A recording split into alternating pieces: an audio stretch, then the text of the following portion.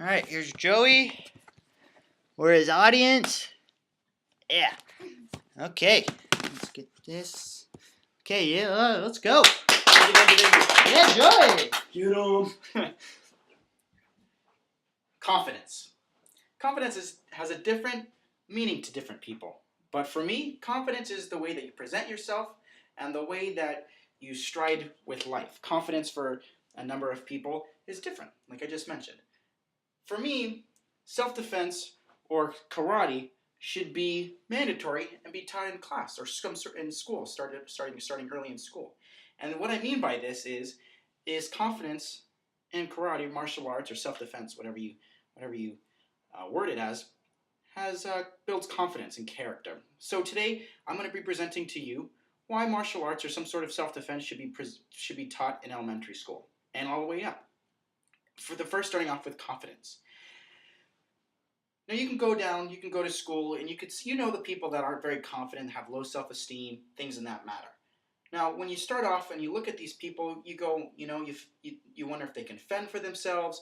You wonder if they have what it takes to be confident. Go out to a job, but you don't always have to beat people up to know self-defense or to be confident. Confidence is just instilled in you. For example, I started back maybe almost 5-6 years ago, almost now. And when I started, I was a freshman in high school. Typical freshman in high school experience. Fresh out of water kind of thing. You don't really understand what's going on. And so my mom actually signed me up for martial arts. And at that time, I was like, that's so dumb. Don't like it. Stupid. Now you can't pull me away from there. I like I mentioned in my last speech last week. I'm an instructor there. They know me well in the company. And it's just a blast. It's an all-time enjoyment. And just seeing all these kids that you teach, and just the confidence that it gives you, is all starting back and leading back to self-defense. And the only reason is because it's just the mindset that you get of confidence. So confidence. This is how we started off. Now, I'm sure many of you guys, especially you guys probably have been picked on in school. You don't feel too good about what's going on, things in that matter. Now, self-defense, like I mentioned earlier, doesn't always have to be about beating somebody up. When we teach self-defense or we teach martial arts, whether it's Taekwondo, Brazilian Jiu-Jitsu, you're feeling confident. You feel like you can go take on the world. I mean, sometimes you can't because there's always somebody stronger than you. But what we talk about is it just the way that it guides you and it brings you up. When you start feeling confident, you know the feeling. I'm sure all of you guys, my audience here, my classmates as well, you guys know when you're feeling confident. You know when you're feeling confident when you're giving a good speech. You're feeling confident when you do well in school. But what builds that? And I keep evading it because I want to just keep broadening the whole confidence experience. For me, like I mentioned earlier, it's the high school experience. Everybody experiences that. Now, here's where I'm going to start it off. When we teach it, everybody knows that one bully in class. There's always that one person or several people, in that matter, that pick on everybody. Now, imagine this. Imagine in this mindset why self-defense or some sort of martial arts should be taught in a class. If that bully or that group of people that picks on one person, or not just one, you guys understand what I mean about bullies. We've all had them. Excuse me.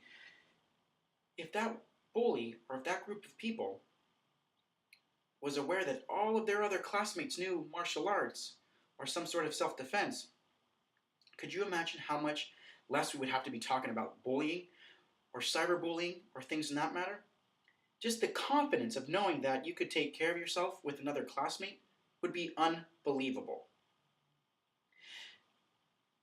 Now let's say you can take care of yourself with that bully, right?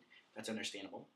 Or knowing that you can take care of yourself with that bully, what else does that do for you? What else is that horizon set up? Now for me, I wasn't a very good student freshman year. Or school. School's not really my thing at all.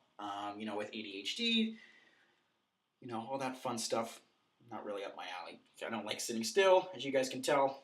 That's aware. That's why I like to stand up, use my hands. That's why everything's flowing. But knowing that when I was a freshman in high school, I was picked on, And because I was the shortest guy, I didn't start growing, getting taller up until my senior year, junior senior year was a rough year, and I was picked on. And that wasn't really a thing that bothers me. I'm a very resilient person. My mom always tells me, you know what, Joey, you should be a 911 dispatcher because things don't seem to bother you at all. So you know what, it didn't bother me. It wasn't a big deal. So what happened was my mom signed me up for self-defense, and I wasn't really fond of it. I told her I was not going to go, not going to have it, not going to do anything like that. And she signed me up, and literally that week, that first 3 classes that I had in that week, when I went to school that following Monday, I didn't know how to beat anybody up. I didn't even know how to properly do a kick that I thought I was doing. And I just knew from what I was taught, I had a different step. I had a different stride in my step. I had my shoulders up a little higher, and I knew, hey, I don't really care anymore. I didn't care at all before, but I don't care that much more. And that's that confidence that it gets distilled in. So with the confidence of being a better person, being more resilient, being a stronger individual, there's also that confidence in being able to know you can defend yourself. Especially as when I teach with the company, I'm really passionate about women's self-defense. I feel like every woman should know how to defend herself, and that's just something that really grinds my gears. Is when a guy or somebody else takes advantage of a woman, and they could have fought back. So I'm really passionate about women's self-defense. So could you imagine if women's self-defense or self-defense in general was mandated in schooling? How much better would that be? You would be able to defend yourself against a man, and you would be learning this from kindergarten all the way up to even now. You could take it. I know you could take up a class up in at Skyline and learn martial arts there. But the thing is confidence. Confidence is virtue, and I keep talking about confidence because confidence is the entire point of this speech. Confidence drives you. Confidence makes you a better person, and confidence gives you a bigger boost in your step. And knowing how to defend yourself should start at an early age and should start being mandated in elementary schools.